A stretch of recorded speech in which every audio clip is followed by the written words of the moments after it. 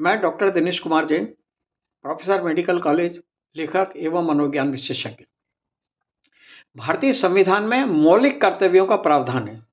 इन मौलिक कर्तव्यों के तहत संविधान के अनुच्छेद 51 क के अंतर्गत प्रत्येक नागरिक का कर्तव्य है कि वह वैज्ञानिक दृष्टिकोण विकसित करे। वैज्ञानिक दृष्टिकोण के आधार पर यदि समाज में कोई भी प्रचलित मान्यताएं उसको लगता है कि अंधविश्वास पर आधारित हैं, अविज्ञान पर आधारित हैं, कल्पना पर आधारित हैं, तो उससे प्रश्न पूछना चाहिए। उसको प्रश्न पूछने का पूरा अधिकार है। उसको अधिकार है कि वह वैज्ञानिक अध्ययन के आधार पर उनकी विवेचना करें। यदि उसको गलत लगता है तो प्रश्न पूछें।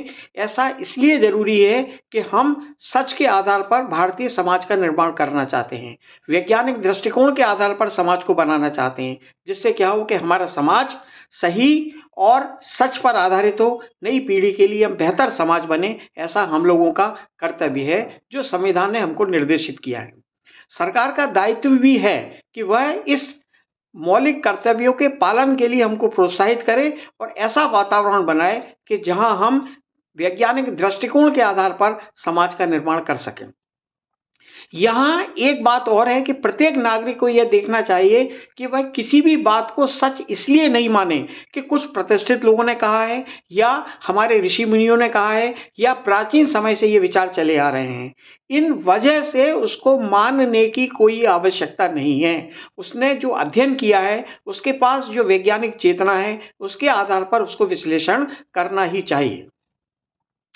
14वीं और 16वीं शताब्दी में पूरी दुनिया में, यूरोप में यह माना जाता था कि आत्मा है, पुनर्जन्म है, ईश्वर है। और इस वजह से एक कल्पना प्रचलित हुई थी कि आदमी की जीवन में जो सुख है वह पैदा होने के पहले है और मरने के बाद है।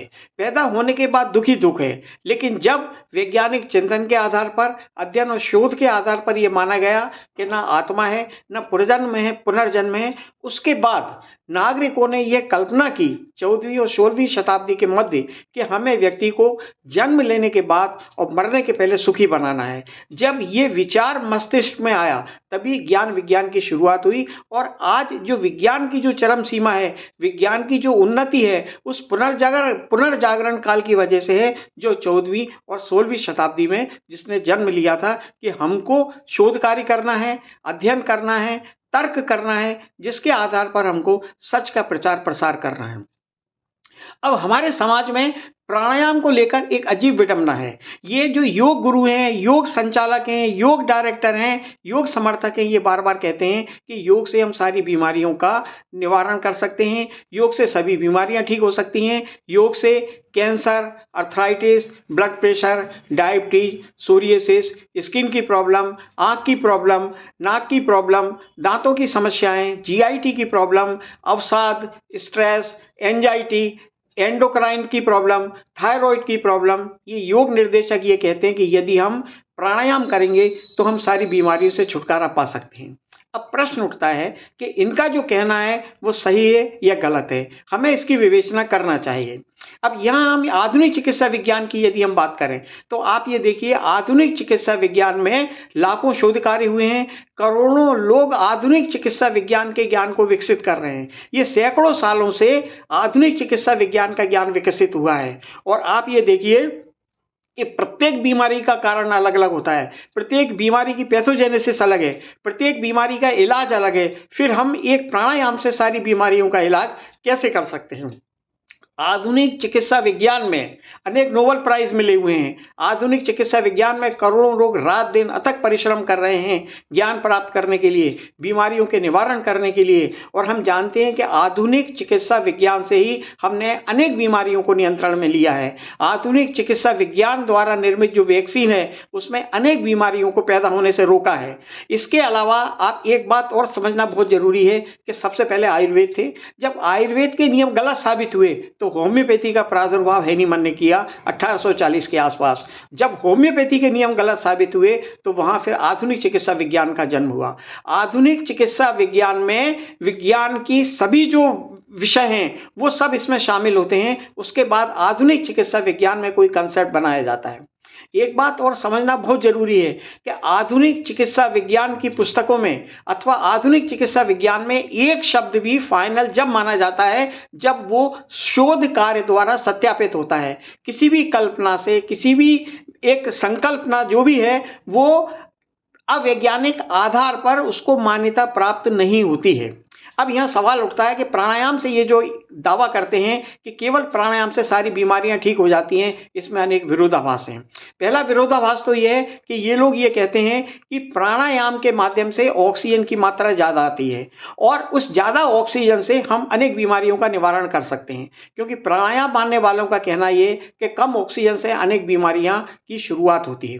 अब प्रश्न उठता है कि जी वीडियो नंबर 6 में मैंने सत्यापित किया है कि प्राणायाम से ऑक्सीजन की मात्रा कम मिलती है, अतः इनका ये कंसेप्ट गलत है कि प्राणायाम में ऑक्सीजन ज़्यादा मिलती है जिससे सारी बीमारियों का निवारण हो जाता है। दूसरा कंट्राडिक्शन ये है प्राणायाम के समर्थकों से क्या कि ये लोग कहते हैं कि प्राणायाम का एंटीऑक्सीडेंट प्रभाव होता है और दूसरा इधर ये कहते हैं कि ऑक्सीजन की मात्रा ज़्यादा होती है, जबकि ज़्यादा ऑक्सीजन जो होती है वो फ्री ऑक्सीडेटिव रेडिकल बनाती है और फ्री ऑक्सीडेटिव रेडिकल से टिश्यू डैमेज होते हैं, सेल डैमेज होते हैं। और इधर इनका कहना ये है कि प्राणायाम से एंटीऑक्सीडेंट इफेक्ट होता है। तो एंटीऑक्सीडेंट इफेक्ट होना और ज़्यादा ऑक्सीजन से फ्री ऑक्सीडेटिव रेडिकल होना दोनों विरोधाभासी हैं, दोनों को हम सच नहीं मान सकते। तीसरा इनका यह है कि जब हम ज़्यादा सांस लेते हैं, ऑक्सीजन ज़्यादा मात्रा में मिलती है, जिससे क्या है कि कैंसर के सेल डेड हो जाते हैं। अब प्रश्न उठता है कि थोड़ी देर के लिए हम मान लें कि ज़्यादा ऑक्सीजन मिलती है, तो यदि कैंसर के सेल डेड होते हैं तो दूसरे जो सेल हैं जहां विभाजन है, जैसे जीआईटी म्यूकोसा के सेल, हेयर के सेल, ब्लड सेल्स, इनका भी डैमेज होगा। इसी को हम कहते हैं कि ज़्यादा ऑक्सीजन से ऑक्सीजन टॉक्सिसिटी हो जाती है, जिससे हमारी बॉडी में बहुत नुकसान होता है।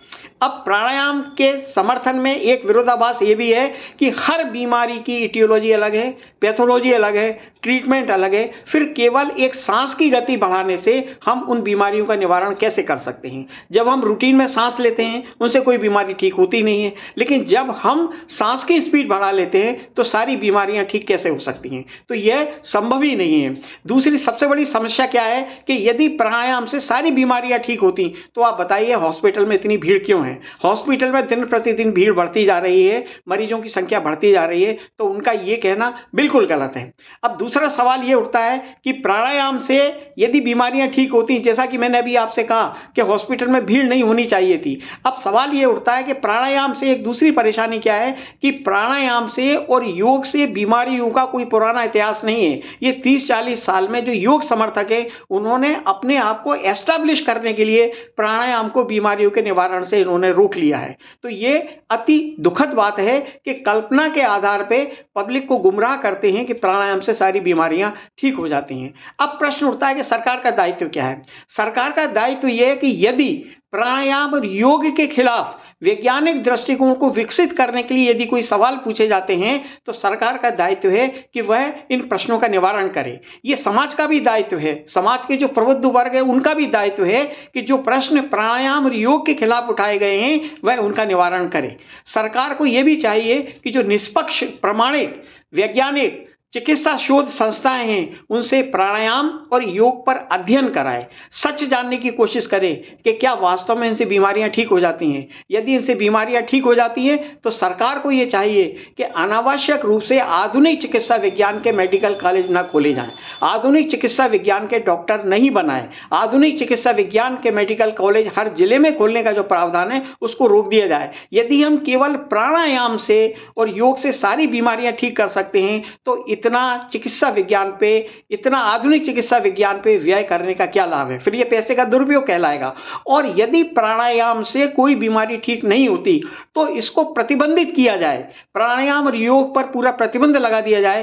प्रतिबंध इसलिए लगा दिया जाए कि इससे नुकसान यह है कि आम आदमी भ्रमित हो जाता है, उसको लगता है कि प्राणायाम से सारी बीमारियां ठीक हो जाएंगी। फिर वह क्या करता है कि आधुनिक चिकित्सा विज्ञान से इलाज नहीं लेता और इधर उधर डेविएट हो जाता है। कहीं वो प्राणायाम से इलाज करने की कोशिश कोशिश करता है, कहीं आयुर्वेद से, कहीं होम्योपैथी से, कहीं बाबाओं के यहाँ जाके, कहीं पूजा के माध्यम से, कहीं पानी के माध्यम से। इससे नुकसान क्या होता है कि सरकार का जो उद्देश्य है कि हेल्थ फॉर ऑल, हमारा पूरा समाज स्वस्थ रहे, प्रत्येक नागरिक को स्वस्थ सेवाएं मिले, उसकी बीमारी का निवारण हो, वह मुश्किल में पड़ जाता है। सरकार की ये जो योजनाएं हैं इसमें बाधा होगी, प्रत्येक व्यक्ति को स्वास्थ्य नहीं मिलेगा। इसलिए हमारा सरकार से कहना है कि पहले वो प्राणायाम और योग के बारे में अध्ययन कराए। जब तक ये अध्ययन से सत्यापित ना हो, जब तक प्राणायाम और योग का प्रचार प्रसार न करें और अंतर्राष्ट्रीय स्तर पर भी योग, मेडिटेशन और ये जो प्राणायाम है इनका प्रचार प्रसार न करे। सरकार को यह ध्यान रखना चाहिए और मैं चाहता हूं सरकार इस ओर अवश्य कदम उठाएगी।